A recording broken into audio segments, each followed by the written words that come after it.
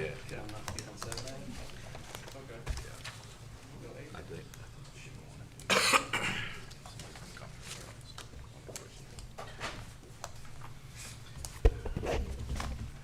Well, good morning. Good early morning. Welcome to the TAD board meeting. I call this meeting to order. We have a full quorum of board members. I'd like to ask Elijah Diaz, pastor of Milestone in Hazlet, to lead us in the invocation. Please all rise. If you would bow your heads with me. Dear Father, we come to you right now. We thank you so much just for the opportunity to gather, make decisions. I just want to pray as we begin this meeting. Just thank you for the opportunity to gather and serve together. But we ask for wisdom in this board meeting, God. We just pray for supernatural discernment and insight when it comes to making these important decisions, Father.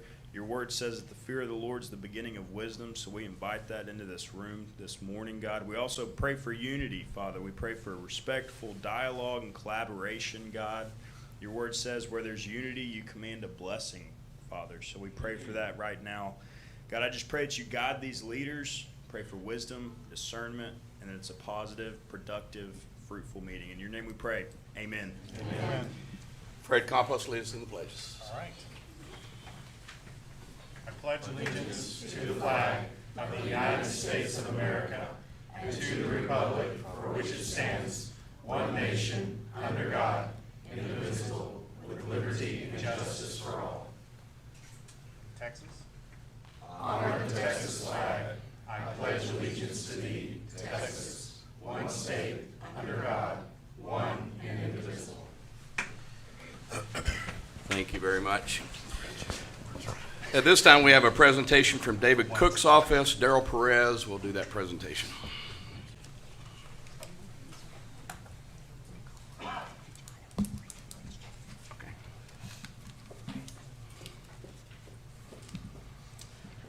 Good morning. My name is Daryl. I'm with the Office of State Representative David Cook for House District 96. And it's a privilege to be here today to recognize 4 outstanding individuals for their leadership, dedication, and service to Tarrant County.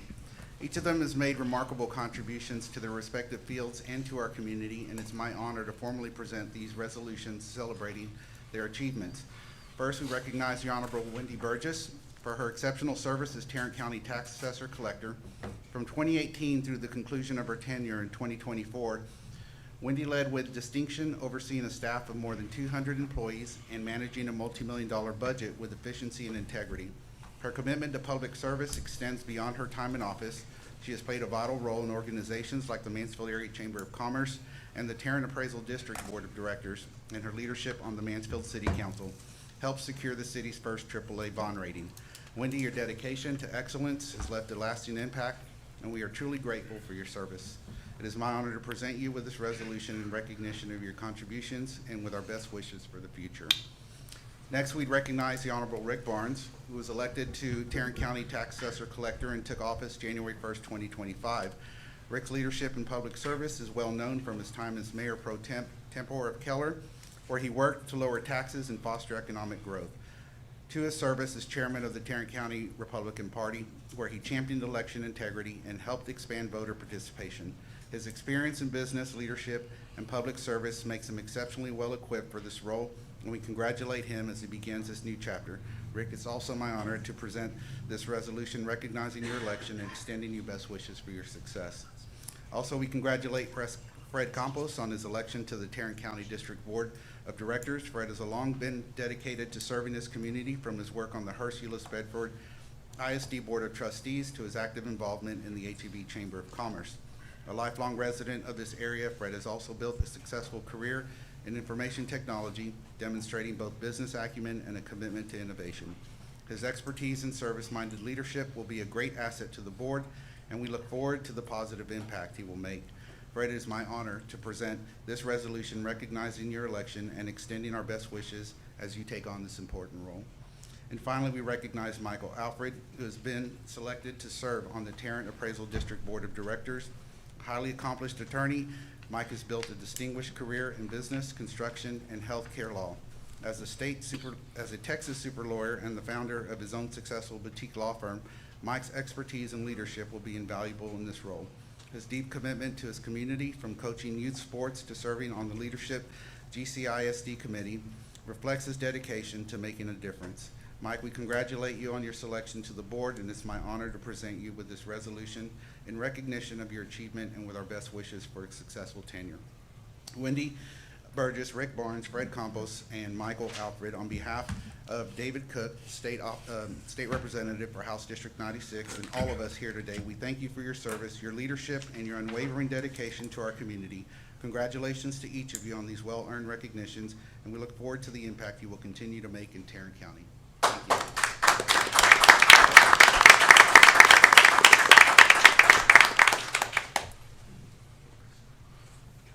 Wendy.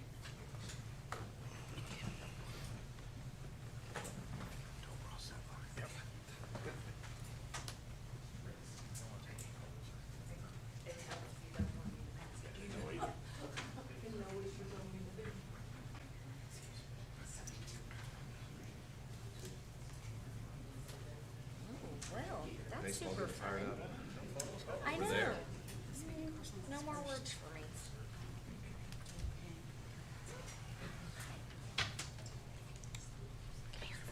Darrell, before you leave, please pass our appreciation to Representative Cook. He's a good friend to all of us, and we look forward to continuing to work with him. Thank you to everybody for being here. Please silence your phones for the duration of the meeting. You can get buzzed all you want, but just don't let them ring. I wanted to go through the agenda really quickly. One of the things that we did on the agenda, and I got emails about, many of us got emails about that, is how we're going to handle public comment. Those of you that are excited about how we're changing public comment, there's actually going to be more opportunities for you than you've ever had in this meeting to share public comment. But we failed to make that notation within the agenda itself, and so let me just explain to you how the agenda is set up for this meeting. As you look at your agenda, all the first stuff, 1 through 6, is our standard operation stuff. But then number 7, 7A, B, and C are information items from the Chief Appraiser and do not require any action from the board, so therefore no public comment. 8A, items 1, 2, 3, 4, 5, and 6 are under consent agenda and will be addressed as a group. 8A, item 7 is removed from consent and is an action item that may include public comment. However, hold on now, let me catch up.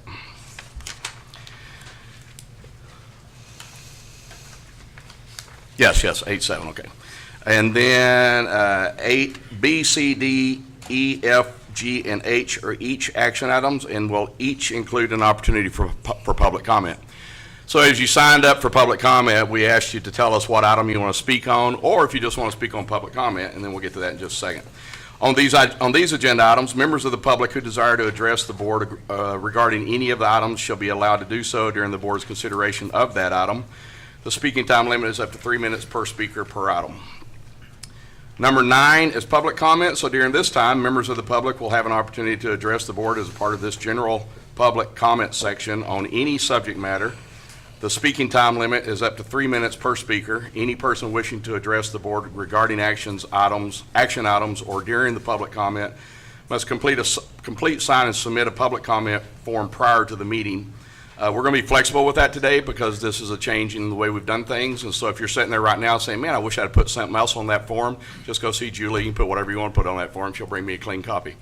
And then a member of the public who does not wish to speak may instead file a public comment form before commencement of the meeting. I will not publicly read the comment in open meeting, but the comment will be filed into the meeting record. Following item number 9, the following item number 9, which is the public comment, the board will following that item, the board will recess to executive closed session and will return to open session for possible action on items deliberated on in the closed session. So again, we welcome you for being here and just that change in how we'll handle public comments. The challenge from some had been you could have public comment all morning, and that's exactly how public comment is supposed to work. If a board is absolutely transparent with the public, we should allow the public to have opportunity to share feedback on any action item that we have coming before us, rather than asking you to just share whatever you want to share for 5 minutes and then we try to remember what you said 5 minutes ago. So we're going to open that door for public comment throughout the meeting. Mr. Chair, I'm not sure if the public just understood everything you just said, because I didn't. I would like to make a motion to move the public comments back up under announcements, to give the public an opportunity to speak on those items. Also, because the action items that I think I understood the part about the action items and speaking after each action item. The intent, I think, is to minimize the amount of time we spend here discussing things, but I think what will happen is the opposite. So I'm going to make a motion that we move public comments back up under what the announcements that you just made. All right, it's been moved. Is there a second? Second. Is there any discussion? Yes, there is. It's just the opposite of what you just said. Well, see, I didn't understand what you said. Yeah, well, I made that clear. you were actually on the Rules Committee where this was discussed, and you should have listened then, but I can re-explain it to you now. As action items come up, we will announce the action item and allow anybody to speak on that action item before we start speaking on the action item to share their input. And then we will move forward with the action item. If they want to speak to us just for the sake of speaking to us, they can speak to us on the action, on number 9 to just share public comment. Okay, well, my motion still stands. Okay. Is there any other discussion? Well, I just want to add to that discussion. Well, I totally get what you're saying, but wouldn't they also want perhaps to discuss items that are not action items that are on our agenda as far as reports? And wouldn't we want to hear that from the public prior to our discussion of it? There is absolutely nothing for us to decide on a non-action item. It's simply a report. Agreed. And they can share all they want to on that under number 9. Agreed. But wouldn't we want to hear their comments about that prior to our discussion of it? If you want to. I'll take their comments whenever they choose to give it.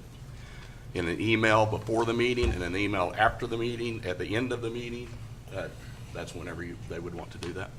I will tell you that this is identical to how the Commissioners Court runs their meetings, and it's identical to how many city councils run their meetings. Just as school boards usually have 2 public comments, one's for items and then one's for general comment at the end. We do too. That's exactly what I just explained. Gotcha. So tell me one more time, just for clarification, why we would not want public comments ahead of time? You will, on every action item.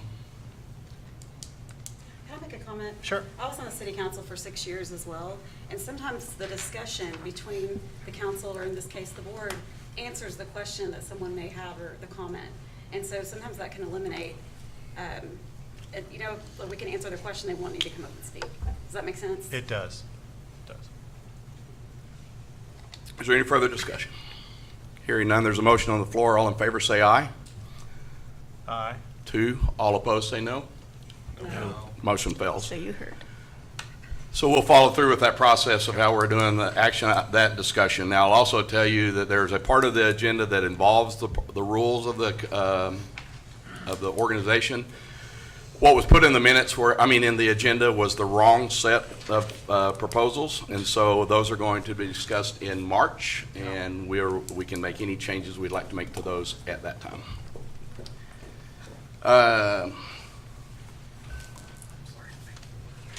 So at this time, I call on Jodan Bobbitt, Chief Appraiser, for his report of action items, items under 7A and B.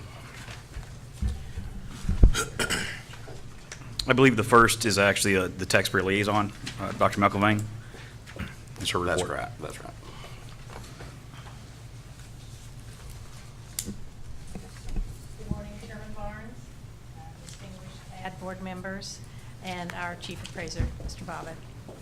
I'm Elizabeth McIlvain, the new Taxpayer Liaison Officer, and I'm working diligently to develop 3 aspects of what my responsibilities are developing to be. Those 3 aspects are inquiries, interventions, and resolutions. And as you can imagine, at this time of year, we're heavy on the inquiries side, a little lighter on the intervention, and certainly rather light on the resolution side. In this capacity, I'm refining leadership pathways, i.e. network capabilities and communication pathways that are extremely important. I have to tell you that the territory looks very rich and very wonderful, and I have a little anecdote to share with you in a moment. You see that of the over 100 communication pieces received early in my tenure, About 30 were definitely customer service-oriented referrals, need for additional information. Another 15 headed to Mr. Barnes' office for taxpayer bill information, as there seems to be always a little bit of confusion in the minds of our taxpayer about whether or not we're talking about appraisal level decisions or assessment level decisions, and that continues, but hopefully we can refine some of that along the way. And then other aspects deal with additional information or engagement. Sometimes with phone referrals particularly, we're working with a little bit of a mixed bag of information. Some of the taxpayer referral information is still needed, and so we have to dig in and delve a little further, and that does affect the intervention stage. Again, we're working to refine a network that includes inquiries at the outset, intervention in the middle stage, and resolution, hopefully, is a final stage. I will tell you that one piece of communication referred very unequivocally to a complaint. This person was sure she had a complaint. And so I did a little follow-up phone calling. And the nice surprise that I received was that this person wanted to know, did I work effectively with pre-existing staff members here at the TAD? She wanted to know if I knew this person and another person and another person. I said, well, yes, I just recently met their acquaintance, but yes, we were already working together. She said to me as a result of that conversation, well, if you're working with those individuals and you have a good working relationship with them, I don't have reason to make any complaint at all. I'm withdrawing the basis for that complaint because I know the staff members that you are interfacing with, and it sounds as though you are dedicated yourself to working effectively within that network. I'm withdrawing this complaint. Now, can I promise you that every situation will work out effectively like that? Absolutely not. But that's the kind of thing that you like to hear at the outset, so that you know that you're working in very positive aspects of leadership all along the way. So I want to wish you well. We're working to refine a lot of our processes. I know certainly with Mr. Barnes' organization, we had kind of a wrong phone number or a wrong contact for a while, and we were driving a certain person kind of berserk with some referrals that weren't hers to have to deal with. We've corrected that now, Mr. Barnes, so we'll work effectively and continue to refine those networks. I appreciate your time and your support in listening to this, and knowing that as I listen to communication, I'll be kind of compartmentalizing into inquiries, types of intervention responding, and certainly resolutions that would be appropriate for this person's concern. Thank you. Thank Any you. questions, comments? Thank you very much. Good to Thanks for see your everyone service. this morning. Thank you. All right, now Jodan. B. Okay, for the CAMA conversion, we are on schedule. We currently have 2 CAMA environments, so we have one that we're moving our data into. We have another environment that is another county's environment, another county's a copy of their data, so we can actually go into a full data set and kind of learn how the system works and how it fully operates. We're working on different data sets. We've just transferred about 116 gigabytes of data to them through our process. And so the data, there's a little chart that shows over time. We started off like 12 gigabytes, now we're up to 160. So we're rapidly moving into getting the data converted. I think we have 65% of the fields and the tables moved or converted that they can have access to and they can import.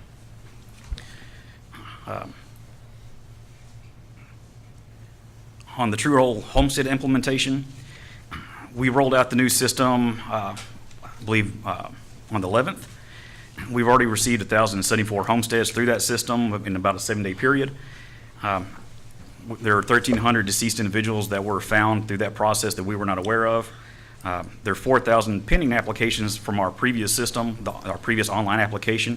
Those are actually being imported into the new system and actually vetted through their process.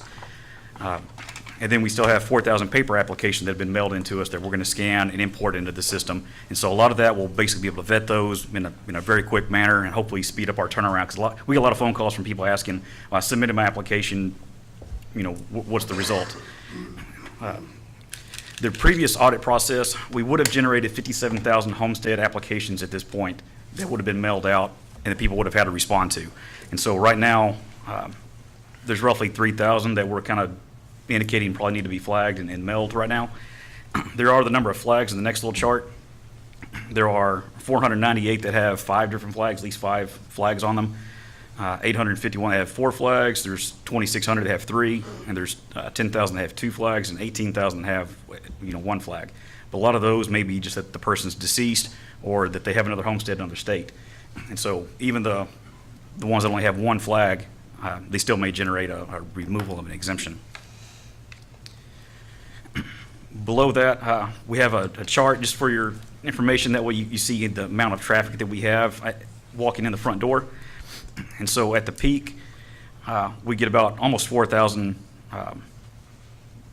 people coming into our office in 1 week time period. And then the average time that people are in the office is about 12 minutes. And so that's pretty good overall time. Where we want to get that down, we want to improve that even more, because the max time is still more than I would like to see, but that's overall is less than it has been. For technology update, we have been providing virtual private VPN training, so the staff can connect remotely, whether they're in the field appraising houses, and we're also training them on multi-factor authentication. That way they can connect securely. We did do a cybersecurity collaborative meeting with entities. That way we could share lessons learned from our incident, and also that way they could give feedback to what they have learned from near misses or other incidents they have seen. We're also, the IT director, Brian Lipka, has been planning a cybersecurity class for one of the state conferences, so the TAAO conference. We just received approval. They're going to allow him to give a class at that, discussing our situation and how to improve. That way other organizations can avoid this. We've also learned about, at the TAAD conference, we learned quite a bit about other tools that will integrate with True Prodigy. We met with 4 or 5 different counties that are willing to co-develop with us, and so that way we don't have to bear the full burden of the cost to improve the system even more than what is already out there. We also, one of the other benefits of it, we were able to meet with the vendor for free. It wasn't our project development time, so we met with them 2 or 3 days in a row with 5 or 6 staff. And so we got quite a bit of free project development time out of that process. Next is the quarterly investment report. For 2023 and 2024, we had forecasted earning $200,000 to $250,000 of interest. In 2023, we earned $643,000. In 2024, we earned $690,000. For the 25 budget, we tried to correct for that, so we included $600,000 in interest as part of our budget, and that decreased part of what the entities had to pay, or offset part of what the entities would normally pay. Below that are the different investments that we have, the time frames, the interest rates, and the amount of interest we have earned overall. And then on the next page, there's a chart showing the different investments and the amount of interest.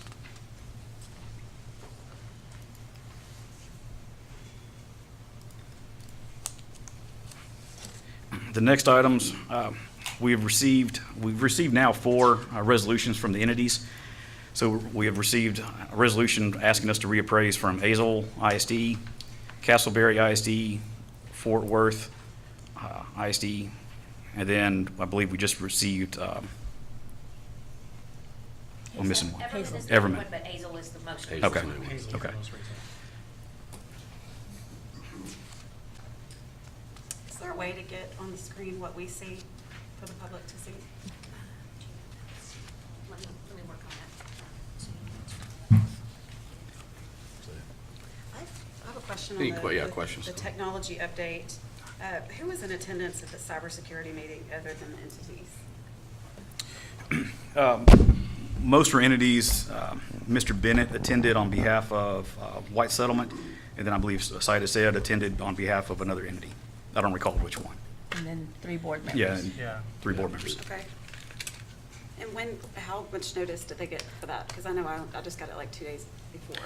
I had included in the board packet for the previous 2 months. It had been a note on my chief appraiser report. That there was a meeting that we could attend? Yes, ma'am. Okay. I never saw that. Okay, that was my only question, comment. Any other questions, comments? Just the only comment is, Joe Don, I really appreciate the fact that you were working with the other counties that are willing to share their information as well as the expense for some of that. That's good. We like having friends to help share the cost. Yep, totally in favor of that. The next, oh, Go ahead. well, the next is the subcommittee report. I don't know if you want to go over it or. We'll come back to that. Okay. Let me just say that I thought it was an excellent meeting. I think it was excellent for those who understand that stuff, at least. I think there were a lot of people in the room that understood 100% of it, and then a lot of us that understood 65% of it. But I thought it was very helpful to understand where we're at, and also not just what we dealt with, but how we learned from what we dealt with. Because to me, that's the critical. Whenever you have a hiccup that happens, if you could learn from that and move forward and not get yourself in that same hiccup again. I do know that there's other counties now that have also experienced cyber attacks. I got a call from a friend of mine who's a county judge in West Texas over the weekend, a small county, but it's a issue out there. And so they knew we'd gone through it, and they called me for advice, and I said, my best advice is to call our people. So they may have been calling here, as well as our folks downtown, because it was actually a county attack there, not their appraisal district. So it was a good meeting, and we will probably be looking at, for the rest of the board members, looking at a time that group can present the exact same thing to us as a board, so that we have a better understanding of what happened and how we learned from it and how to move forward. Any other questions, comments on those reports? Next thing is the board reports. First one is board policies. Members of the board policies committee include Mike Alfred as chair, Gloria Pena, and Fred Campos. And Mike, if you can give us a report. Yeah, we met as a committee last week on Friday. It was a long meeting, very productive. Fred, Gloria, I really appreciated your input on that. I don't know at this point in time, it may be premature to go into the actual, suggestions that were made and or the version given the miscommunication and or however it happened. I'm not quite sure, but the wrong draft got attached to the board packet. So my understanding is we're tabling this till the next meeting, and I'm happy to go over in detail the suggestions that were made, and whenever we had the actual working draft before us, I think that'd be more beneficial to go through. I will say from my perspective, my goal in understanding that I've got a legal training and I've been a lawyer for 25 years, I went into this focusing on efficiency and clarity, and wherever there were statements or comments that weren't as clear as what I should be, then ambiguity creates problems. I tried to clear that up. And then if items were, I thought, more appropriate for more like a mission statement rather than good governance for the board, although a great intent to have, I did not think it would be appropriate for the actual board policy manual. So those were some of the perspectives that I brought to the committee, and then I'll be happy to talk about it at the next meeting when we actually have the correct version in front of us. Any questions, comments for Mike? Thank you, and we'll have that at our next meeting as part of that work session also as well. We'll talk about that a little later. Appraisal Review Board. Members of the Appraisal Review Board include Matt Bryant, Chair, Eric Morris, Gloria Pena, and Wendy Burgess. Matt, report. Yeah, so the ARB committee had an immediate task, which is to go through the applications for the new members that are applying to be regular and auxiliary board members. And our end game is we've got a April 3rd training class that we've got to populate. And per a timely meeting that we had last week, we're in good position to move forward. Any questions, comments? IT committee. Members of the IT committee include Alan Blaylock, Chair, Matt Bryant, Fred Campos, and George Dodson. Alan, you have a report? Sure. The IT subcommittee met this past Monday to review actually quite a bit. Our number one topic is the CAMA conversion. Our number two topic is our ongoing efforts to complete the activities we need to do from the previous cyber attack. And number 3 is just good IT policy, basically, we'll say. I think the committee was very engaged. I really thank Fred and Matt and George for their participation.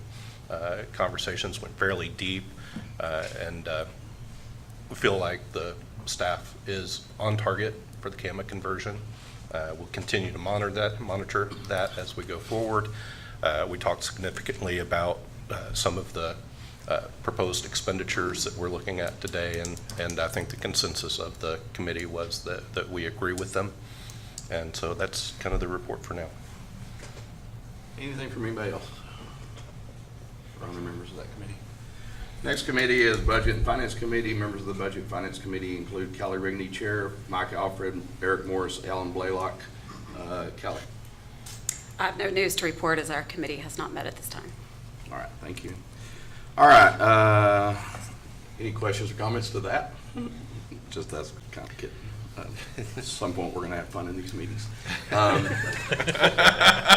It's coming. Number 8, action items. The consent agenda is items number 8A, 1, 2, 3, 4, 5, and 6, but we do have a public comment.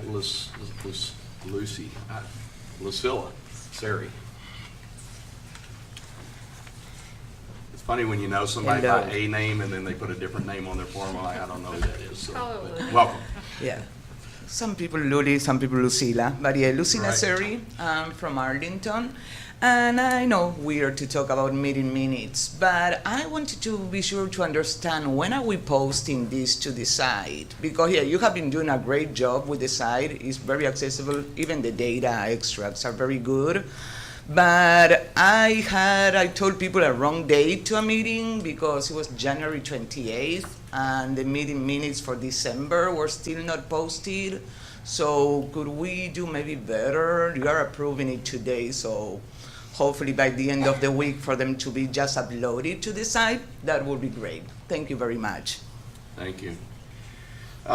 So the consent items again are at 8A, 1, 2, 3, 4, 5, and 6. I would entertain a motion to approve consent. So moved. It's been moved. Is there a second? Second. All in favor of consent agendas, say aye. Aye. All opposed? Motion carries. 8A, 7.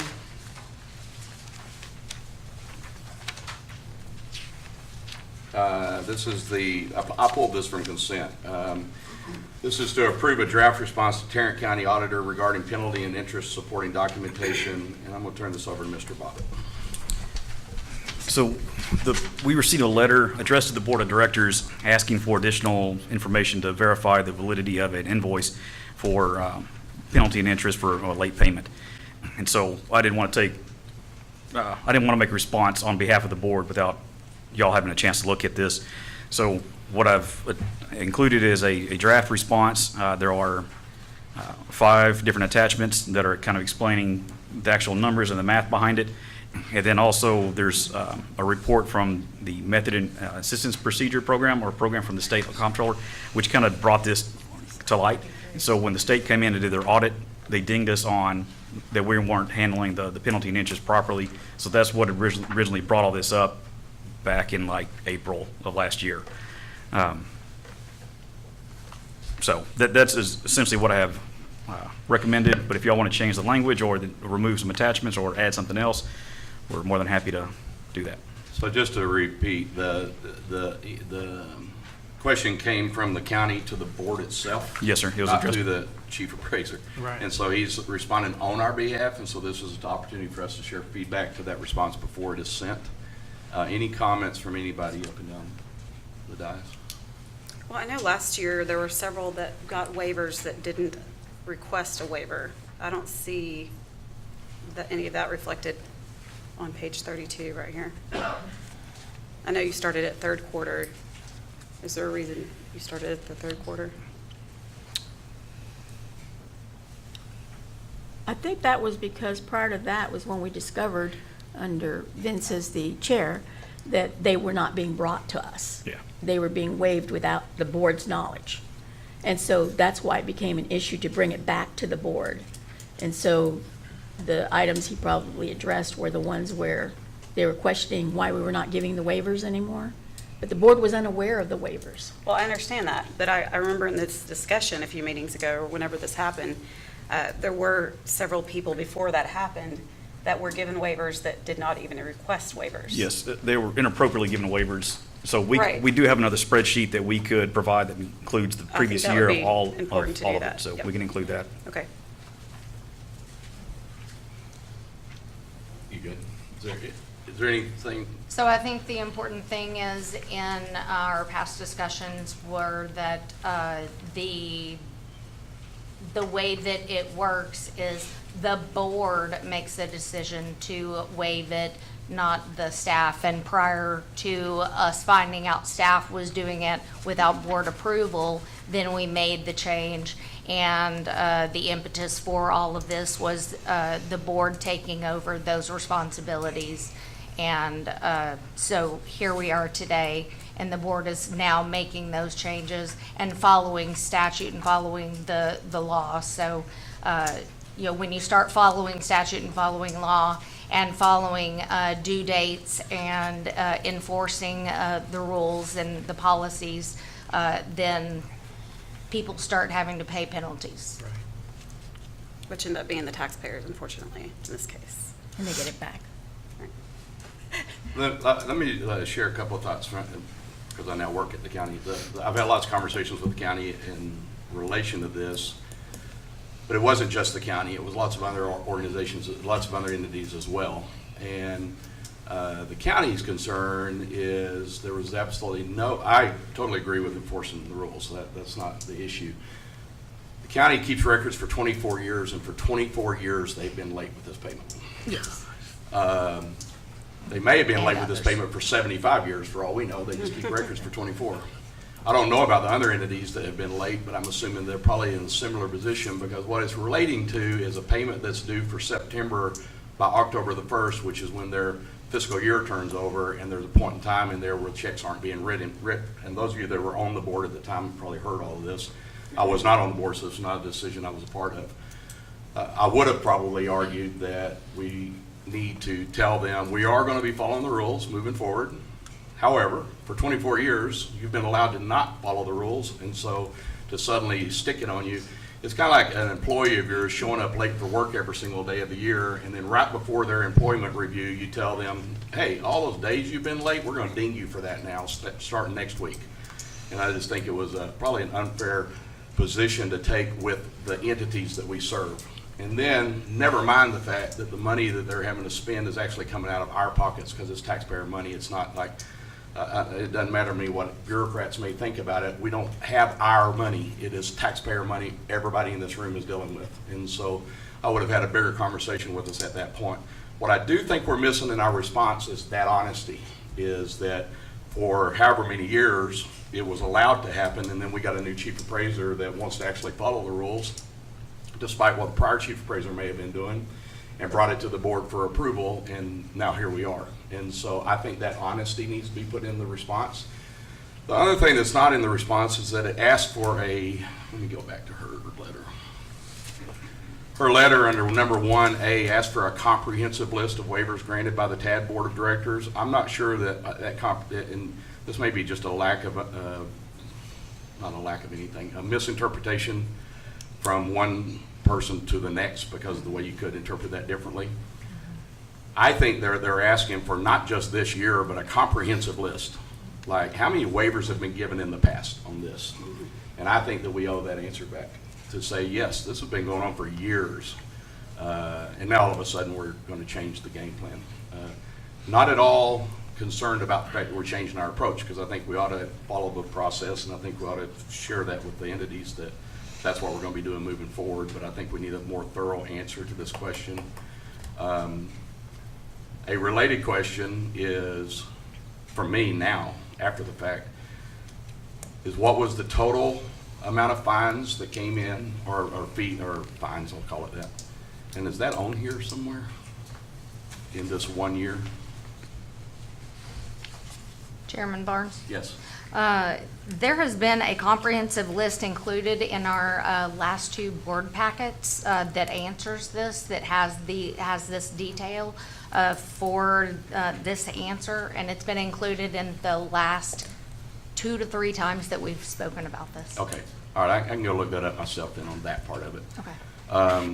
I would just tell us that we should, I just think that if you're answering on behalf of me, which you are now, because I wasn't on the board when this happened, but all of a sudden I get to answer this question, I would like to have those items put in this response. Yes, sir. Anything from anybody else on the board? This is an action item, so look for, I would make the motion that with those changes, that we send the response to the county. Is there a second? I'll second it. It's been moved and seconded that we, with those changes, we send the response to the county. Any other discussions? All in favor say aye. Aye. All opposed, motion carries. We'll move that forward. All right, item 8B is consider responses to requests for proposals for a 2025 copier, printer, and managed print services, and award bid and authorize Chief Appraiser to enter into a contract with select vendor. This is we do have public comment on this. Before we move forward with our decisions on it and our further discussion, first one is George Dotson.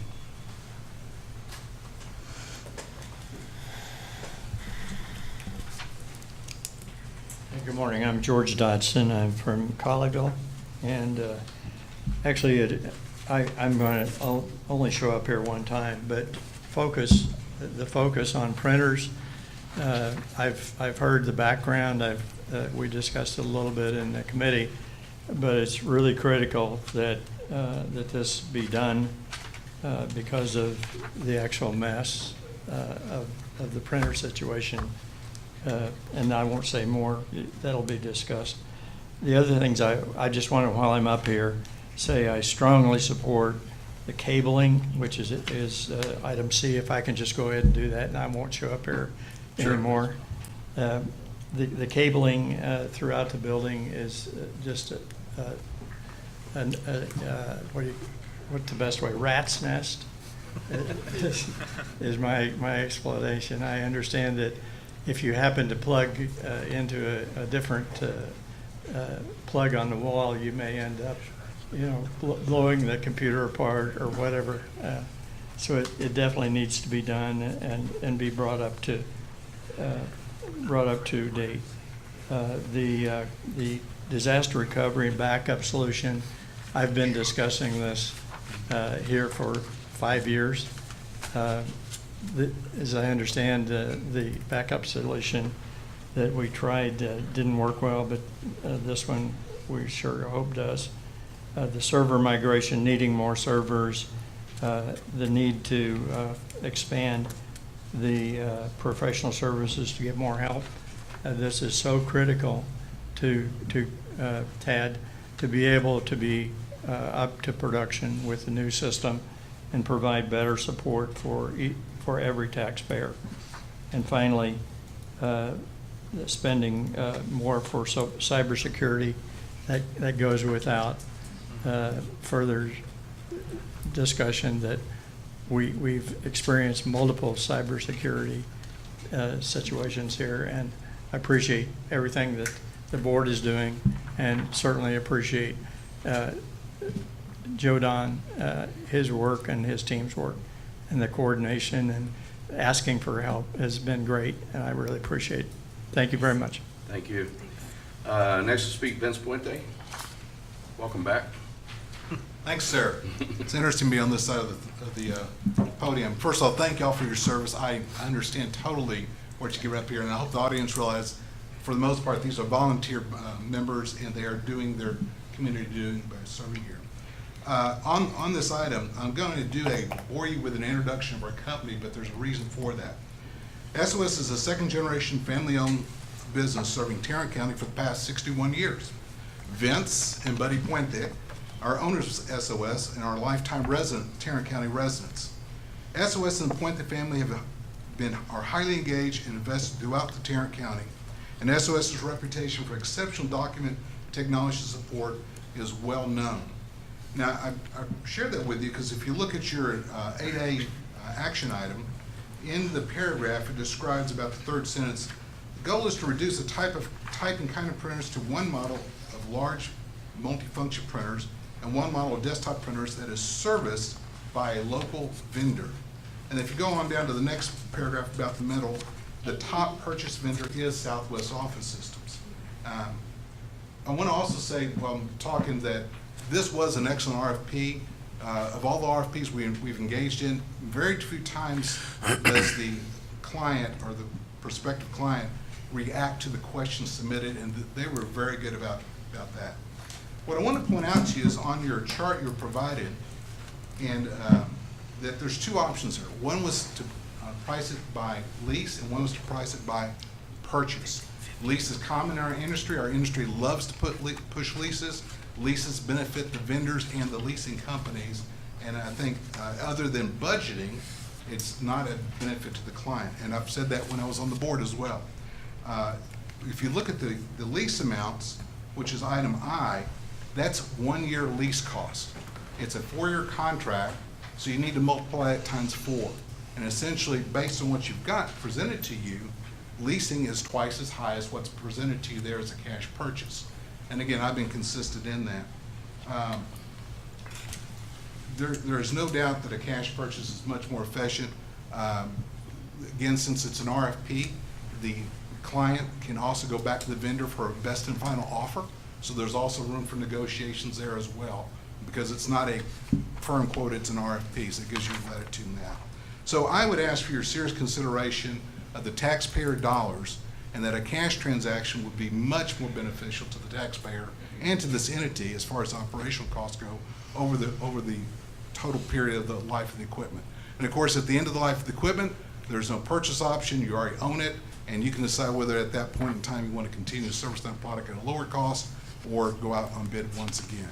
So please consider that, and please consider the award to Southwest Office Systems. Thank you very much. Thank you. There's no more speakers on this. I'd entertain a motion to close the public hearing on this topic.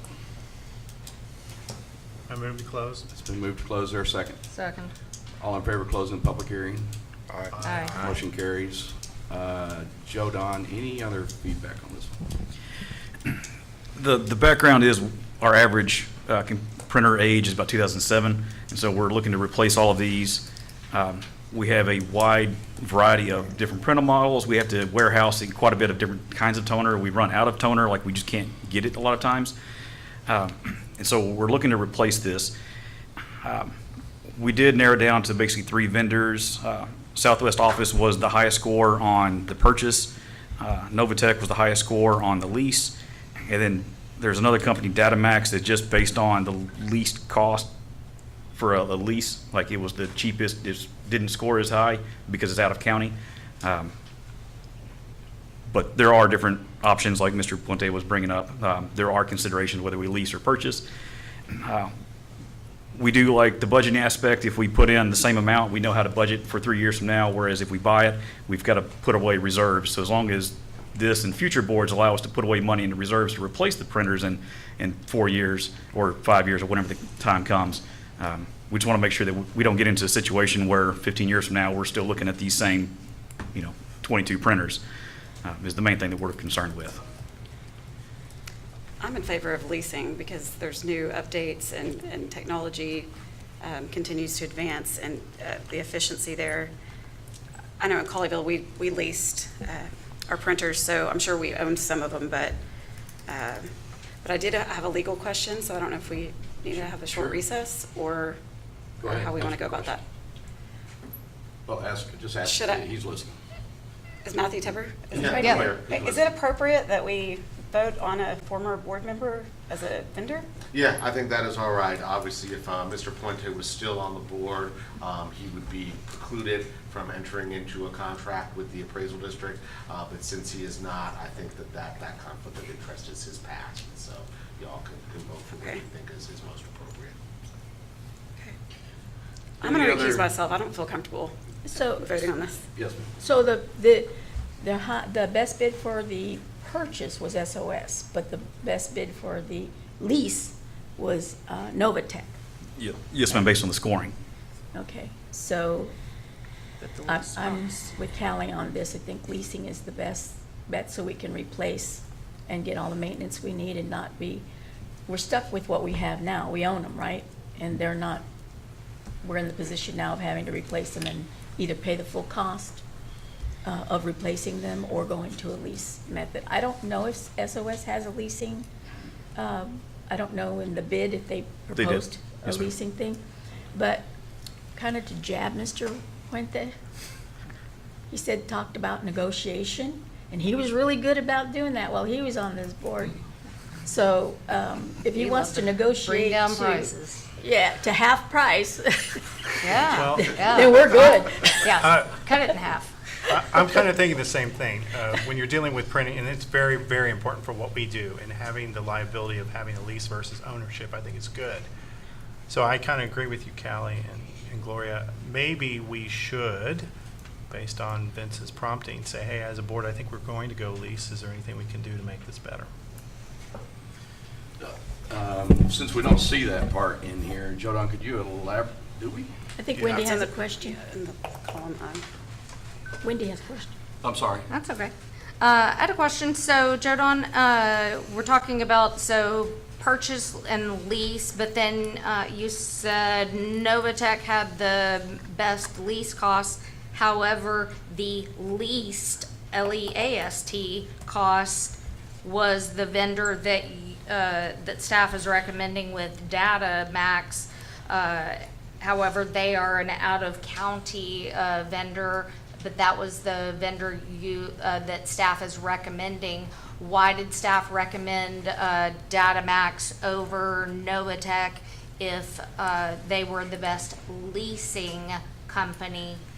Just strictly on cost, just being fiscally super Just conservative, rock just this is, bottom, that was the cheapest out of the two lease vendors. if they were that we had to 10 miles choose closer, between. they would have scored higher. It's just, Okay, it's cheapest. That Okay. was the only, I mean, scoring metric that we devised prior to the RFP being released. The other two vendors, Southwest and Novatech, were the highest scoring based on the metric. But then once we got it back, it's like, well, this one's just cheaper, but still high Okay. scoring. thank you. Where's Novatech located? I forget. Do you know, remember? Irving. Irving, okay, so the reason I ask is because will this affect, if it is out of town, out of county, like service and things like that? So do you lease it? Do they help with service, or how does that work?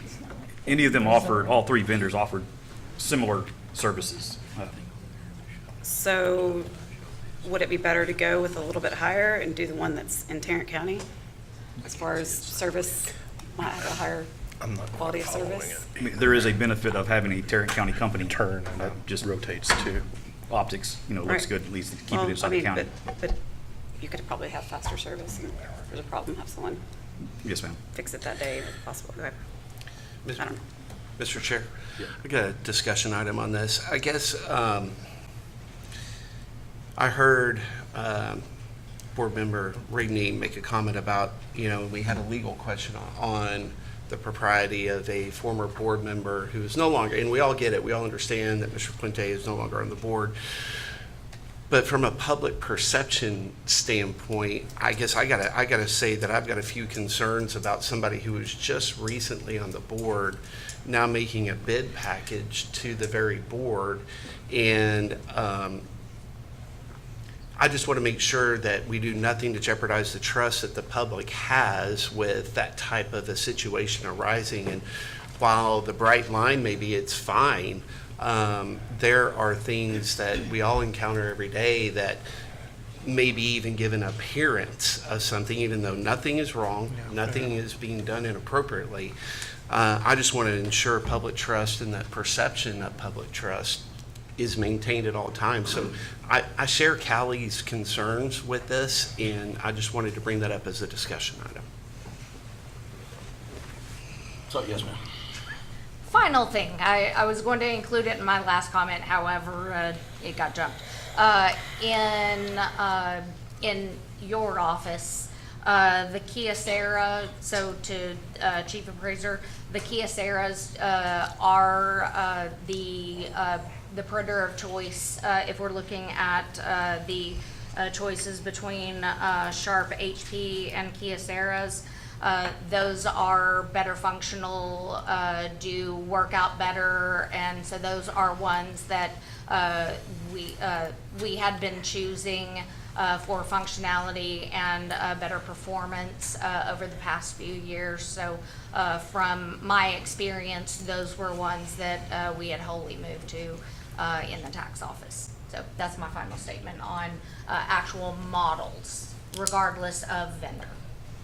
I do have another question. Yes, ma'am.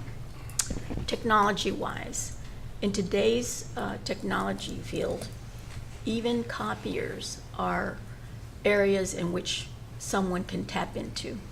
What is the security being provided or assured that can't happen with these new copiers that we're talking about purchasing?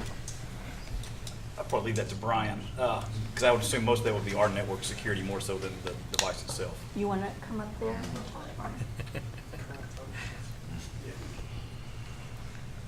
Sorry. No, it's okay.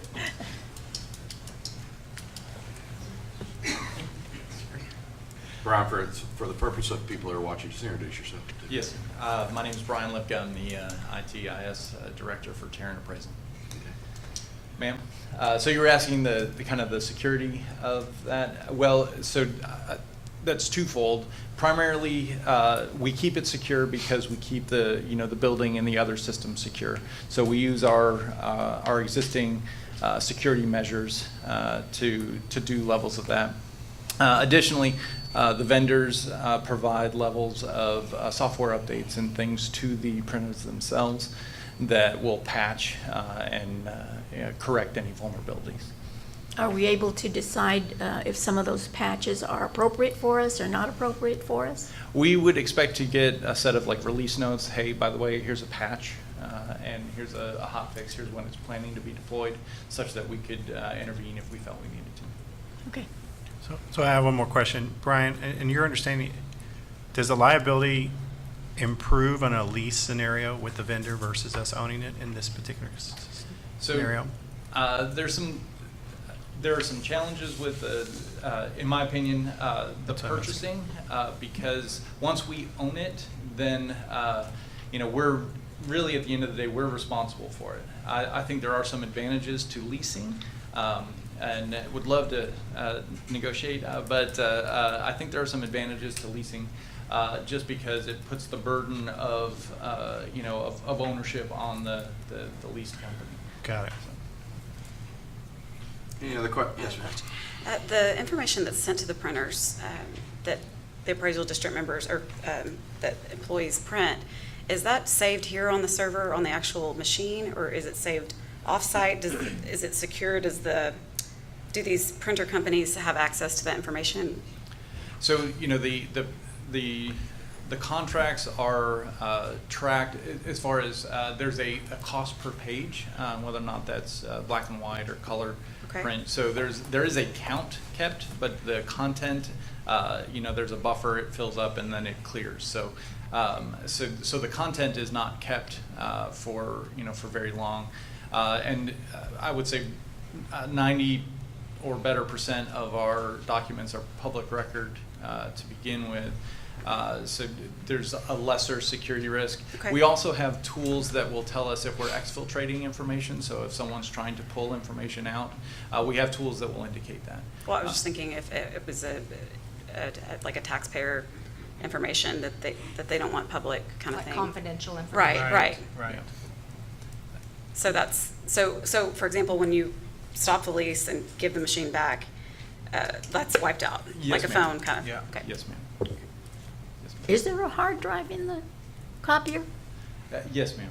Yeah, nowadays. So when we do our lease renewal and we get another piece of equipment, is that hard drive pulled? They will be cleaned and wiped. Yeah. Pulled, I think, is up to the vendor, but they will be staged and wiped before being returned back. Any other questions for him? Yes. the board would be willing to entertain a Wave motion. like this, because I'm like Wendy twice. I'm down here. It's okay. But go ahead. So, and I look at a number of these bids and, you know, the high score in certain categories. It seems like the deterministic factor is actually price for those that are close to us.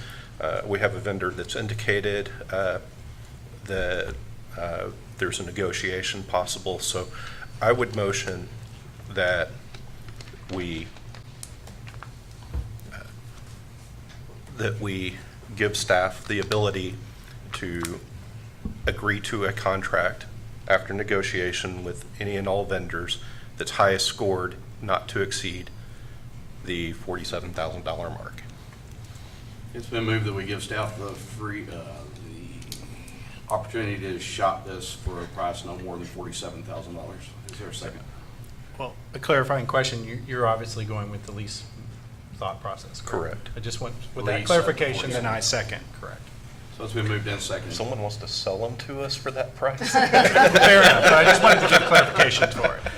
They probably do have them, but they're in that back closet where they. Yeah, I don't give know if we'd away. want them at that.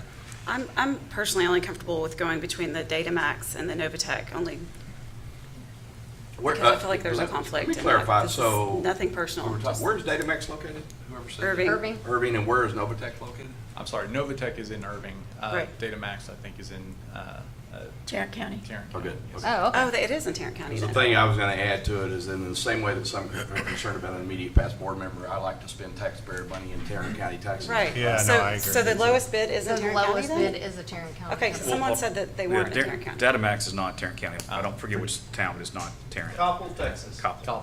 Capel. Capel. Capel. Well, Not Tarrant County. Tomato, tomato.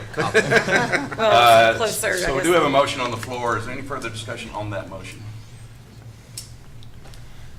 It's a motion that the staff can choose whichever vendor. On a lease up to $47,000. Negotiate to enter into a contract up to. 27,000 on a lease. Like I said, I'm not comfortable giving that free rein, but so I don't know if I need to recuse myself or amend the motion. Could make a just need to friendly vote. Just vote amendment against to, between these two. Or it's still gonna come back before us before we decide, correct? No, if we're giving him, if we're What I giving thought him. is Oh, it's okay, for- you're right, Let's okay. go ahead and move forward.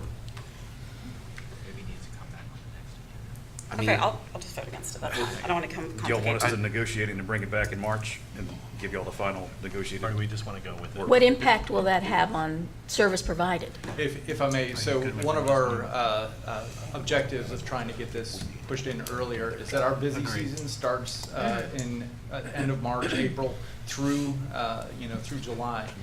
So we'd like to be able to move forward with this quickly. I get it. So could I amend his motion, just including between Datamax and Novatech. Novatech?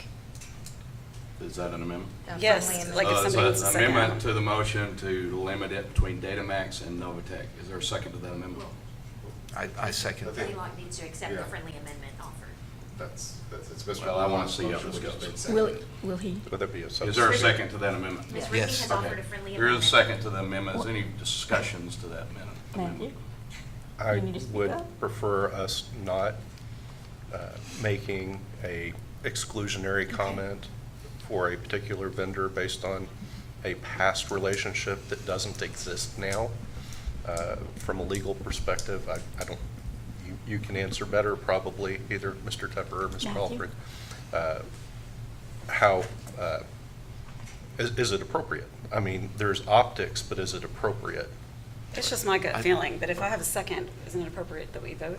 Well, that's what Sure. he's gonna Well, do. But we had an about that. opportunity to We've had a comment, and that's discussion what on I've it done. here. I mean, look, It is not a violation. One person at a time here. Go ahead. It is not a violation of either the tax code or the general conflict of interest laws that exist in the state of Texas. You know, if there's optics and things like that that the board wants to consider, that's a decision for the board. But from a purely legal standpoint, there is not a prohibition against entering into a contract with a company that a former board member is a has an ownership interest. There are places in the tax code where it does put conflicts that go on into the future, can't have done something within 3 years or 5 years or 7 years, but these types of conflicts are not covered by that. Once he came off the board, he's at least legally permissible to enter into a contract with the appraisal district.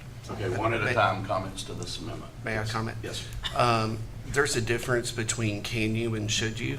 And again, I think from a perception standpoint, maybe one of the things that from an issue spotting that just came up today, we ought to entertain as a board is a grandfather clause for anybody that has served on the board or within the district and have just a cooling off period for a certain period of time before entering into government or public contracts with the entity.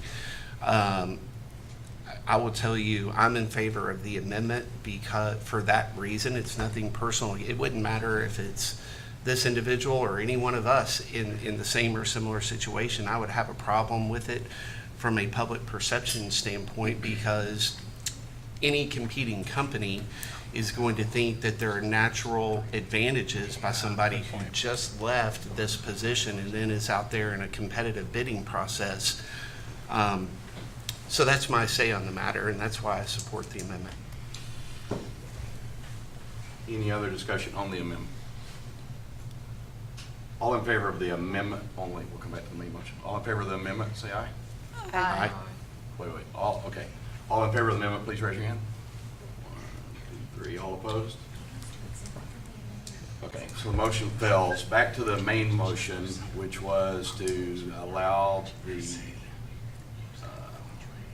restate your main motion. Allow staff to continue negotiation and proceed with the highest scoring, not to exceed $47,000 for a lease option. For a lease, yeah. Is there any further discussion on that motion?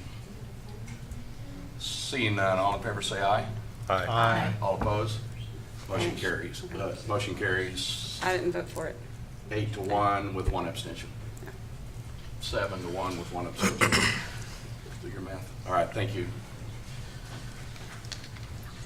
Thank you.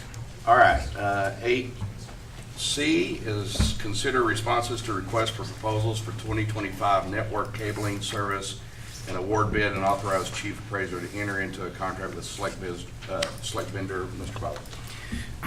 We originally looked at a DIR contract estate director. DIR is the Director of Information Resources, which is basically the state's IT contracting arm.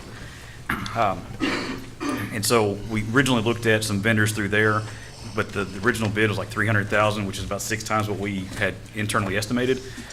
So we went out for RFP. We received 1 response on the second time we submitted the RFP for $154,000. And so our recommendation is to go with the 1 bidder that is cheaper than the state contract. This is open for public comment, but we have nobody asked to speak to it, even though George called them rat holes. I have been warned in this building, be careful plugging anything in. So just whatever sidebar that matters to. Right. Any questions, comments? Looking both ways. To see if there's anything. I will move approval of 8C. Second. There's a second. Any further discussion? All in favor say aye. Aye. Motion carries. 8D is consider purchase of a CommVault disaster recovery and backup solution. Mr. Bob. So this is a disaster recovery, a current technology version of disaster recovery. Right now we have tapes. They look like 8-track tapes from the 80s. We're still using those as our current backup system. Then we carry them off-site. So this would give us a current method. It'll also give us a facility to spin up our servers at 20% of our servers, so we could operate off-site if we had to in case of a disaster. The money is in the budget currently. There's $250,000 already budgeted, and then $50,000 would come out of our contract budget. So we'd kind of split it between 2 different line items, or have to move money from one to the other. But essentially, we're asking for authorization to spend not to exceed $300,000 with CommVault. Questions, comments? I move to approve. Been moved to approve. Is second? Second. Moved and seconded. Any further comments? All in favor say aye. Aye. All opposed, motion carries.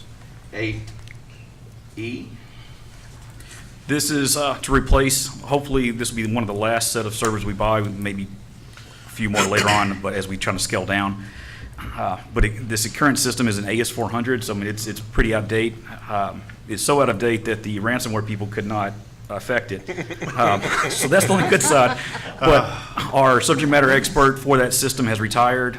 We're looking to move this entire system to a Windows environment, and so we need a server to do this. So it'd be $230,000. Questions, comments? The only comment I would offer is that it seems like we're hearing that a lot. Like we got stuff from 1930 in this building. And I would really encourage us as we look forward is that we come up with a schedule Staggered. where they're scheduled out and planned in advance. I remember when I was new to a city council, they told us about a building that they built a beautiful building, but they didn't put anything in it for replacement of air conditioners, lights, any of that kind of stuff. And I'm like, well, who thought that through? So I think in the past, we must not have thought this stuff through, and I think we need to get better at that for us, for the taxpayers, for safety, for security, everything. So that would be my only comment on this one. It's, did we have a motion on this one already? Well, I have Go a ahead. question. Is the 230,000 in the budget for this Yes. item? It was, I think we had designated to come out of the CAMA fund, Okay, okay. if that sounds correct. Yeah. I'll make a motion if somebody hadn't already. I'll move to authorize chief appraiser to purchase servers not to exceed $230,000. It's been Second. moved that we approve item 8D not to exceed $230,000. Is there a second? Second. Any discussion? All in favor say aye. Aye. All opposed? Motion carries. 8F. We've been using Improving Enterprises as an IT vendor consultant. A lot of what we're getting to with this new technology, we're exceeding our current capabilities and training with our staff. And so when we get stuck on an issue, we can reach out to them. They help us get past the issue, and so we can get experts in different fields. Instead of hiring one guy that's an expert in one particular subject, we can get with them, maybe borrow a guy for a week, and then go get a different expert for something else in a different field. And we used them quite a bit last year, and we exceeded our 50,000. So we're trying to get pre-authorization for 150,000. So we don't have to keep coming back to y'all asking for additional assistance to make things not break. Discussions or a motion?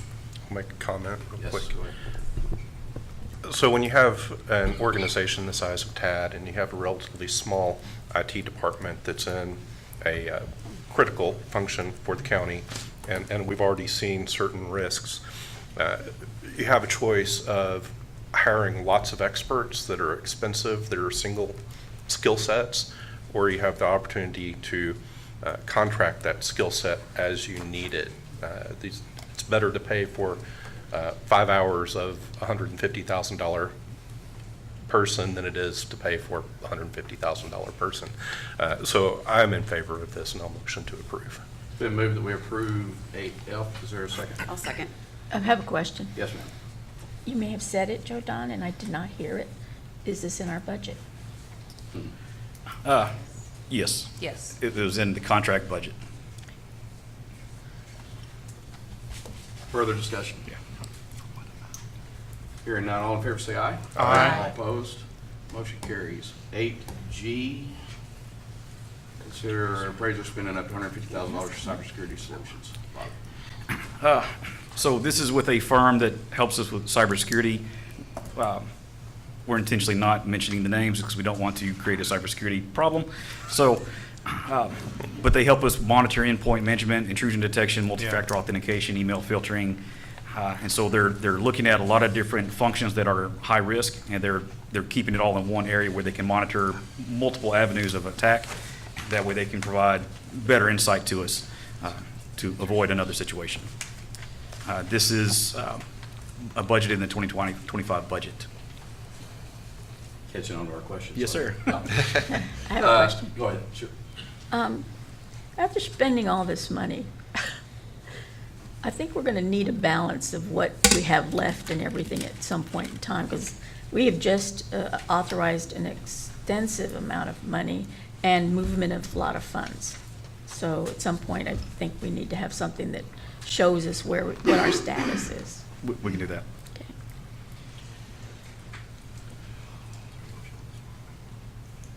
For Not yet. Call for it. Is there a motion on 8G. I'll make a motion to authorize the chief appraiser to spend up to $150,000 with Improving Enterprises for professional services for technical, what? Previous one, I think it's the previous Oh, one. whoops. Next one. Which one am I? G? G. Go Sorry. Cybersecurity Is this one? Yes, ma'am. Okay, sorry. Authorize the chief appraiser to spend up to $150,000 for cybersecurity solutions. Sorry about that. Second. It has been moved second. Any further discussion? Hearing none. Oh, sorry. I just want to make one comment related to several questions we've had today. I asked for a fiscal note to be attached to every action item, you know, that we vote, and so please remember that, because we shouldn't have to ask where the money's coming from or whether it's budgeted or not every single item. Yes, We sir. should already know. Yeah, that's a good point. I like that. Who the second was? Second. Thank you. Further discussion? All in favor say aye. Aye. All opposed? Motion carries. 8H, we're actually moving that entire topic to the March meeting. However, two of you asked to speak to this topic, so that you can choose to come here next time or not choose to come here next time. I'll allow you to speak on this right now. Is Denise Linsky, is that? Okay. I couldn't tell if you said that's one too, so go ahead. And welcome. Hi. Thank you for letting me comment. Can y'all hear me okay? Yes. Yes, I'm assuming that proposing the time of the meeting of the Board of Directors, that's what I would like to comment on. Okay, go ahead. Yes, I live in Arlington, almost to Mansfield, and to come up here at night, it's better for me to come in the morning. I guess I just feel safer, I'm more alert. And I did write down a little poem. Y'all probably are familiar with it. Early to bed and early to rise makes a man healthy, wealthy, and wise. Look no further than the 45th and 47th president for a reflection of this rhyme. Thank you very much. Thank you. Next to speak, Chandler Crouch. We didn't have the timer go off. I don't know who's responsible for the timer. We need it for Chandler. It's running right now. Oh, no. Well, I do want to say thank you for the adjustments to the public comments. It was a concern, and I really appreciate that. And my time is going. So I got several questions this past month about letters that Chief Appraiser sent out to different entities. Y'all touched on it, and the report by the Chief Appraiser, the resolutions there. And so I just wanted to give my take on this because people were asking for clarification. So the Chief Appraiser sent out a letter to different entities. Forgive me if it's a little different than what I'm going to state here, but it was basically just saying, hey, dear entity, your numbers don't look real great, so if you'd like us to reappraise, go ahead and pass a resolution and tell us to reappraise. Fair enough? So this is all resulting from what I would expect to be some changes in the board's manual here coming up, which says, again, just oversimplification, if your numbers aren't looking good, then, or we're not going to reappraise for a period of time, years, a couple years. And unless your numbers look bad, and then if your numbers look bad, then we'll take it under consideration. And so I just want to mention, we're at this point because the appraisal district, specifically TAD, but a lot of appraisal districts, were accustomed to abusing and really treating taxpayers like dirt. And there have been some significant changes in this organization. Tons of people don't work here anymore. Tons of policy changes. We're in a much, much better spot. Part of the changes was a legislative change that brought about elected board members, and these guys were elected with the mandate that they ran on, which was we're going to not appraise for 3 years and cap values at 5%. On first glance on this, I didn't tell you at the time because y'all were running, and I thought just be friendly. I thought it's impossible and illegal. Don't know how you're going to do it. To your credit, you figured out how to get pretty darn close to it, and the taxpayers are like, thank you, somebody's fighting on our behalf. Then we find out that can have, it can hurt school districts. So now we're in some kind of middle ground. And so now I just want to say, you can characterize the letters as, hey, Bravo to the board, standing up for what you ran on, you're fighting for the taxpayers, and now we're giving you the option, we're not gonna reappraise. You could also look at it like, hey, we don't wanna make the decision to reappraise even though we think you should, so we're gonna punt and give it to the other organization. And so, I'm just kind of clarifying this. I think if the board manual was tweaked just a bit to give the entities a little bit more reassurance that they will be reappraised if the numbers look bad enough, it doesn't have to come under consideration. Go ahead and set that threshold, then we won't have so much public attention. It won't be something, y'all are already hired to do appraisals. You won't have to get them to do a resolution. I think that we're really close to a nice, habitable middle ground, and if we were to make that tweak to the board, it would give these guys a lot of comfort. Taxpayers depend on healthy school districts and not being abused by the appraisal district, so we care about all of that. Thank you for your time. Thank you. Thank you. Those are the two comments on 8H. There's a lot of comment for general public comments. So I'm going to call you up in the order that I received those. Mr. Chair, I think just for formality's sake, I'll make a formal motion to table the discussion of the policy manual to the next meeting. In a second. Yeah, it's been moved to second to table that. Thank you for that notice. Moved to second that we table 8H to the March meeting. Discussion, comments, all in favor say aye. Aye. All opposed, motion carries. Thank you for that. Number 9, public comments. First one is Anthony Josie. Is it Josie? Tosi.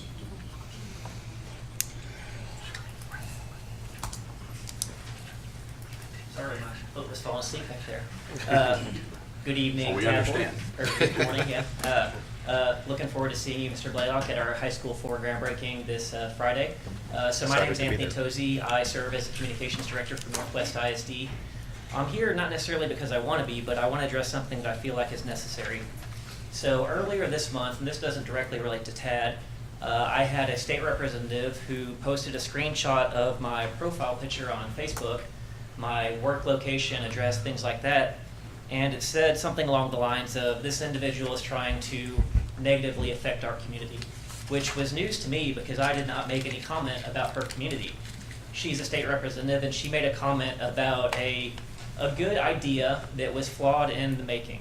It was about how do we address unfunded mandates for school districts in the state of Texas. So she wanted a 2-year process to look into this issue. We don't need a 2-year process. This information is already known. There's reports on it from different organizations. We know that SPED funding is underfunded. We know that transportation funding is underfunded. We know that things like early childhood is underfunded. There's lots of things we already know. So I made a comment that, hey, I appreciate your effort, but let's just go ahead and address those. Let's not wait another 2 years to look into the funding for public schools. So it was surprising to me that she made that comment because, again, I didn't say anything about her community. I just said, hey, let's move forward. Let's address the funding for public schools.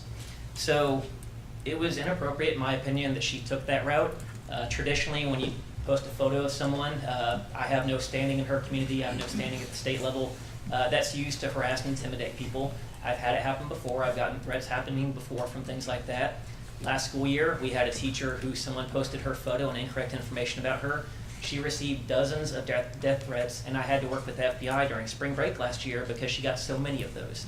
So this is not new for school districts.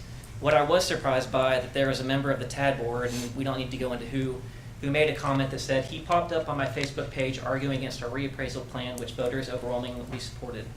He's looking out for the ISD administration building and special interests, not the community and children's well-being. So regardless of our difference on the reappraisal plan, I do have an issue with someone, an elected position, saying that I am not looking out for the community and children's well-being. So in my role, in the role of anyone in the school district, we're there to look out for the children's well-being. Doesn't matter if we disagree on policy issues or things like that. I don't think that's a type of comment that an elected official should make about someone working for a school district. It's just not appropriate. If it is, you can always reach out to me. So I emailed the board and that individual just asking, like, hey, what's the nature of this response? And I was told it was ridiculous that I was asking, and that if I wanted, we could meet to discuss my grievances and my behavior. So I don't agree that there was anything wrong with my behavior in asking this elected official, the state representative, to address school funding. That's your time. Thank you.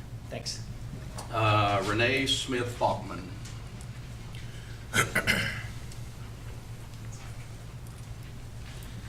Thank you, Board.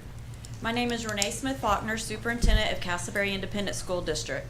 I am here today to urgently request that the Tarrant Appraisal Board take action and approve to reappraise properties within the Castleberry Independent School District that are currently projected to fall significantly below the Comptroller's property value study.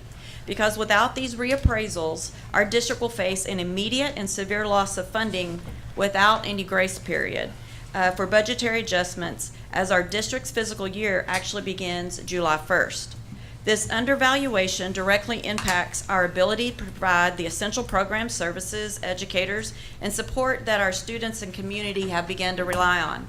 Our district has one of the highest percentages of economically disadvantaged students at 92%, yet we are predicted to have the lowest confidence level of all the school districts. With an estimated confidence level of 0.81, we are facing a projected $3.5 million funding shortfall. This shortfall will compel us to make difficult cuts that will severely impact the educational experiences and opportunities of our students in our area. Last fiscal year, the district eliminated over 40 positions, estimated at approximately $4 million to balance the budget. So the district has downsized staff to meet budgetary challenges due to the inflation, and another decrease in funding will place critical programs such as early literacy, fine arts, college and career technical education, accelerated learning, athletics, our extracurricular activities, and most of all, what we're known for is our additional day school year program, will all be at risk of being cut.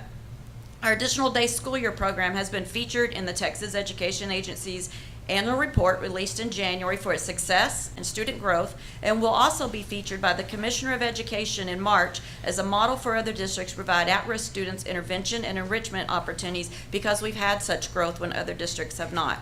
Unfortunately, if we fall outside the confidence level, this program will not have the funding necessary to continue serving our community. Additionally, we will experience larger class sizes, and we have large sizes now, reduced support staff, and fewer educational resources. All of these are critical to retention of teachers and our continued student growth. Closing a school to compensate for the shortfall is not a viable option in our approximately 6 square mile district, as our 3 elementary campuses do not have the capacity to house all students at just 2 campuses. Our student enrollment has increased each year over the past 3 years, while our staffing has decreased, and our 7 campuses are near capacity. I urge the Tarrant Appraisal District Board to please reconsider and take action to accurately reappraise these properties that fall significantly below the Comptroller's property value study, and ensure that our schools receive the necessary funding to continue our high-quality education that we're working on. Thank you. I'm extremely impressed you got that to 3 minutes, almost on the Nailed it. nose. In a dot. Nailed it. That was good. Denise Lunsky.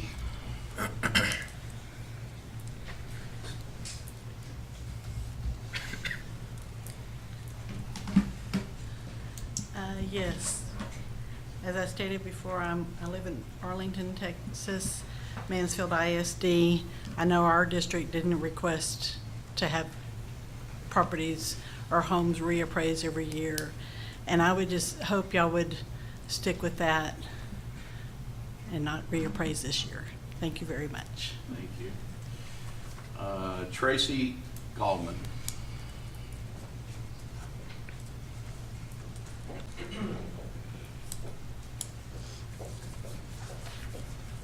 Good morning.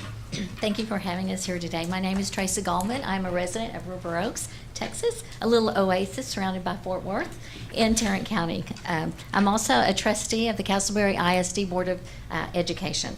I want to continue to express our appreciation for the efforts of the Tarrant Appraisal District to ensure accurate property value assessments. So thank you. As a school district, we understand the importance of aligning with state standards. I'm usually on that side, so this side's really kind of nerve-wracking, isn't it? So I'll start. So as a school district, we understand the importance of aligning with the state standards to maintain confidence in our ability to accurately set our budget based on properly assessed property values. Therefore, we urge TAD to continue working towards aligning its property value estimates with the state's estimates within the required 5% margin. This is crucial for maintaining confidence in our tax system and avoiding potential consequences. such as loss of state funding, as Ms. Renee Smith-Faulkner was talking about, increased scrutiny from the state, and a decrease in credibility with our community. We also want to emphasize the importance of considering our unique needs as a school district. As you just heard, our budget is already responsibly trimmed, and we are concerned that changes to the appraisal process could impact our ability to provide essential academic services to our students and community. We request that TAD continue to take the following into consideration: the potential impact of changes to the appraisal process, and the need to balance accuracy and property value assessments, and the importance of maintaining transparency and communication with our school district throughout this process. We believe that by working together, who this man so ably said a while ago, I just wanted to say ditto to him, we believe that by working together, we can find solutions that meet the needs of both TAD and Castleberry ISD. We look forward to continuing to collaborate with you to ensure that our tax system is fair, accurate, and responsive to the needs of our community. Thank you so much, and thank you for your volunteerism and for your working hard for all of us. Thank you. Carmen Arnieta Candelaria. Please tell me I pulled that off. Good morning. Good morning. Carmen Arieta Candelaria, I'm the CFO. You should practice You never that. had a chance. I'll work on it. You were very close. Very, very close. Again, Carmen Arieta Candelaria, I'm the Chief Financial Officer for Fort Worth ISD. Thank you so much for allowing me the opportunity to speak before you today. I'm going to take a little bit of a little bit different take, and just to follow up on what the superintendent from Castleberry and the board member, but I want to talk to you a little bit about the mechanics and about how state funding works with regards to school district. But as you know, back in August, the board approved a reappraisal plan that called for non-reappraisal in 2025, and then reappraisal in residential properties until 2027, that 2-year skip. And so what happened at that time is we did raise concern. We did pass a resolution at that time expressing our concern. I should say the board adopted a resolution, raised concerns at that time. So we've been working since that time with the chief appraiser, really monitoring the numbers and trying to take the same approach that you all did, which is a wait and see, and see with how the numbers were going to play out. And so we were notified by the chief appraiser that we were going to fall outside the window, the tolerance window, and so we again raised a concern at that time. My understanding is that this board requested a resolution from our board requesting that reappraisal, and that the item was going to be placed on this agenda today. So we took a resolution to the board, and the board did pass that resolution that requesting a reappraisal. So once again, we are here requesting that reappraisal.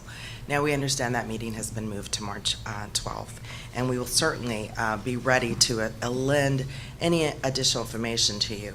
But the heart of the matter is this, that when we fail that property value study, and that the state utilizes a higher property value study than the TAD, we lose state funding. So, and historically, that has not been the case. We've always been, the TAD values have always been above the state's value. One of the most important things, too, is the timing of such. Back in 2019, when the law changed to use from prior year values to current year values, now we're in the middle of a fiscal year and we cannot pivot. So, for example, if the state had come back and we had matched local values, say we failed the property study, we were within grace, and we would have had to use local values, we would have lost $26 million in state funding. If we had been 5% above the TAD value, if the PTAD had been 5%, it would have been $51 million. That's the heart of the matter. That's what we're here to help to communicate with you how we can better address any concerns that you may have with regards to this. But we will lose state funding, not local funding, but state funding if we do not get a reappraisal and we fail the property value study. Thank you. Thank you so much. Appreciate your time. Lily Sherry. Hello. Normally I go by Lucila. Luli is only the people I like. You're okay, Rick. So again, Lucila Seri, Arlington, Texas, and I want to talk about this reappraisal. First of all, I'm very disappointed that you contact the taxing entities requesting them to submit a resolution to be reappraised. That is a little shady, I would say, because you guys like pointing each other's. There's always somebody else's fault. I go to Arlington and complain, it's not us, it's that. I come to you, it's not us, it's the taxing entities. The Texas law says that you guys can appraise us, should appraise us at least once every 3 years. So how come appraising every other year is such an issue that the sky is falling? If the controller's numbers do not add up, have you taken it to the controller? Why is he estimating a constant growth in a state and inflating numbers when he should be more conservative, more considering that Glenn Hagar is a Republican, in theory, because we have many rhinos. So I highly encourage you to keep the plan as it is. We fought a lot to get this plan as it is. Everybody in Texas and in the country is tying their belts. The economy is not good. So maybe these taxing entities need to trim some more. All of them said they made emphasis on accurate appraisals. We don't have accurate appraisals. How many complaints did we have last year? How much did the price between the appraised price and the actual resulting in the people that complain? How many people did not complain because the process is too hard? So you spend this year perfecting your appraisal process. Let the taxing entity figure out how to be more frugal, that they have beautiful business. I tell you, buildings. Buildings from ISD and cities, they're like Fortune 50 buildings. I used to work for a Fortune 50 and our buildings would be put to shame by some of the buildings. More Hazel, Hathaway up there. And yeah, don't even get me started for Worth ISD. They are not known to be frugal at all. So the taxpayers had enough. Your appraisals are not right. Perfect the method. Don't go and change the plan. Thank you. Thank you. Dewey? Sure. Yeah. I'm not trying anymore. I got broke. Welcome. Encountered it my whole life. Good morning. My name is Dewey Tolliver, and I'm a proud product, and I proudly serve as the board president for Casper ISD. I'm going to skip a lot of what I was going to say because it's been said already. Obviously, the property values are not where we are hoping they would be. And our fund and our funding that we have set aside has been eaten away, number one, by us funding a middle school within the past few years out of our general fund, because we were under the assumption that things would move as state legislatures have changed, state legislatures have changed the way we have to do business. And so our general fund and our funding is low, and the appraisal values are not where we needed them to be. That's why we 6-0'd a amendment that you have in your board packet. And so I'm just kind of winging this. We ask that you take action to reappraise the properties. Our schools are the heart of our small community. This is a major reason why families choose to move in our area, is our schools. Without adequate funding, we threaten the quality of education that attracts these families. If we cannot provide a stable and thriving educational environment for our kids, there will be little incentive for the outside world to invest in Tarrant County, which in turn affects the entire region's growth and success. We are calling on the Tarrant Appraisal District to act in the best interest of our students and our shared future. You must ensure that property appraisals align with the true market value to protect the educational opportunities for the children of Casper ISD. This is not just a matter of finances. It's about the future of Tarrant County and the families that depend on us to provide quality education. And I've got 30 seconds. Thank you for your attention. We remain committed to working collaboratively with the Tarrant Appraisal District, our community, our stakeholders, to find a solution that will secure the resources necessary for our students to succeed. Thank you. Thank you. Penny Story.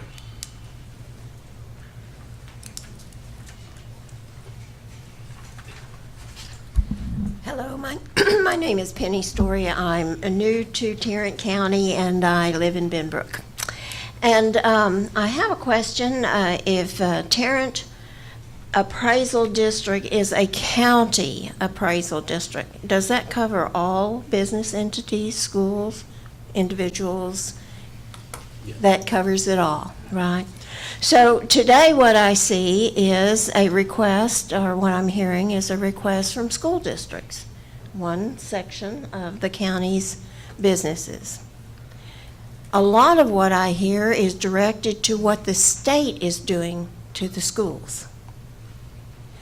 The financing for school districts is a cobweb, and it doesn't just rely on Tarrant County. So one of the reasons people are coming here is because you did set a 2-year appraisal instead of annual.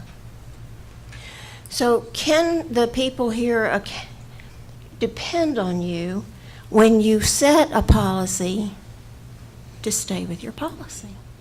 Or can individual entities come and say, we have a difficulty, help us out? Change your policy for us. That's going to set quite a pattern that every time somebody is underappraised or doesn't like what's happening, they're going to come and ask to have you change your policy. Well, that is, in my opinion, not good for the county because the county's expecting you to set your policies, stay with your policies.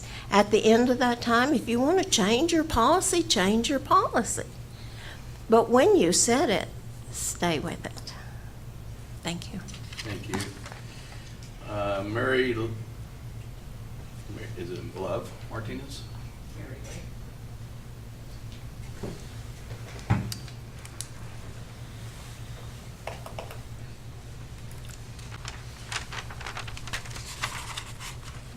Good morning, everyone.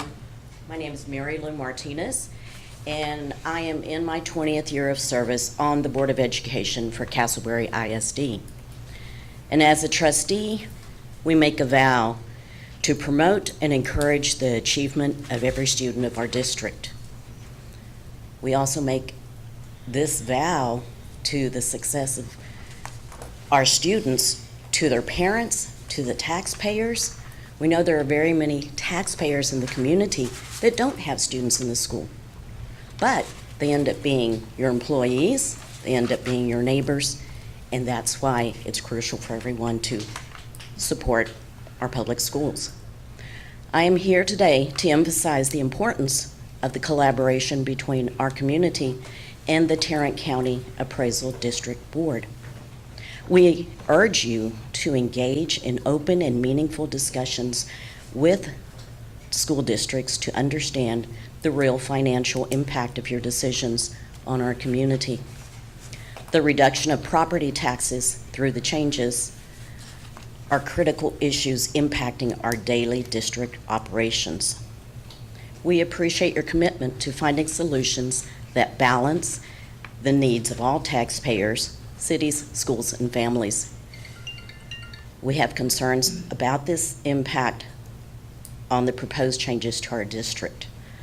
Castleberry Independent School District stands to lose, as stated before, over $3 million. And this will significantly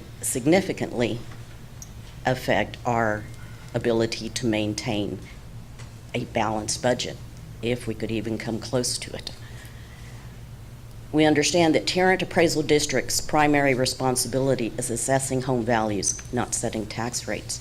Nevertheless, your decisions have a substantial influence on residents' annual property tax bills. Therefore, we respectfully request that TAD Board authorize a reappraisal for the 2025 tax year and takes into account our community's unique needs and ensures we maintain financial stability.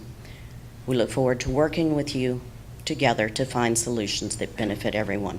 Thank you for your consideration. Thank you. That is all of our public comments. At this time, the board will recess to,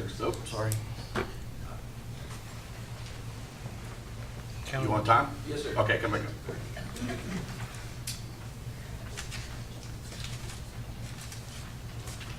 Get the clock ready. So I amended my speaker card a couple I of see times it, there, my man. You're I'm throwing all sorts of confusion into the mix.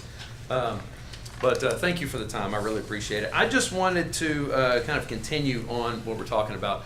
I don't want to see the baby get thrown out with the bathwater. We've got a state representative, Representative Turner, just filed a bill to affect this very issue, which would basically take care of the seeming conflict in the tax code. One where it says that the appraisal district can reappraise once every 3 years, and one area where it looks like you have to appraise every year. So the reason that's on the that bill has been filed, and we don't know if it's going to get passed or not. We don't know how far it's going to get. But the reason that happened and the reason these guys are here is because there is a real concern that the school districts have. And as a taxpayer, I represent everybody here. Y'all have to think about the appraisal district. They have to think about the schools. But all I care about is like the taxpayer. So we've got one on one side, the other on the other side. They're two parts of the same body. We are part of the governing system that affects taxpayers here in Tarrant County. I don't want to see either one get hurt real bad. These guys are in a real bad spot. The basic allotment has stayed the same since 2019. This is the mechanism that the state uses to control how much money they get to mess with. Ms. Sari was talking about how those schools are really nice, and she's not wrong on that. Well, that's a different fund altogether that doesn't pay for the operations side of it. So there's a real big problem. We've got inflation's increasing. These guys are having to think about shutting down schools and doing all sorts of things, and they're in a position of pain. Something's got to be done. Now, we look at, well, how do we work together? All we've got to do to help these guys accomplish the security that they need is to change one policy in that board manual that guarantees if they're out of compliance, they'll get reappraised. The end. They stay home, bills aren't being filed. You guys get to be able to do the every other year appraisal or work within an area where they're not going to throw the baby out with the bathwater. We'll be able to give them that comfort and keep all the progress that we've had. My biggest concern of this whole thing is the pendulum's going to swing back the other way. It's going to be swinging way too hard. We don't want to see that. We want to see their concerns get taken care of, and taxpayers ultimately benefit more than anybody. There's another, I got 30 seconds, I'm gonna juice it. Here we go. Don't know how I did it, but that's all my bullet points. Thank you so much for your consideration. Thank you. Under time. Under time. All right, that is all the speakers I had listed. At this time, the board will recess to executive closed session pursuant to the following parts of the Texas Open Meeting Act. Government Code, Chapter 551, for the purposes of outlined in Section 551.074, Section 551.071, Section 551.076. We will be back after that meeting if there's any agenda items to bring to the floor.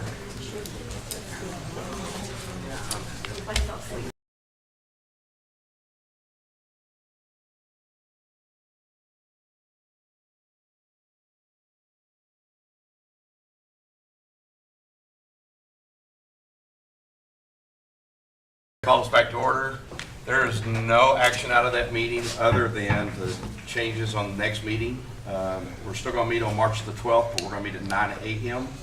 for work session and regular meeting beginning at 10 a.m. That's the only change that came out of an hour and a half discussion. Anything else for the good of the order? I entertain a motion to adjourn.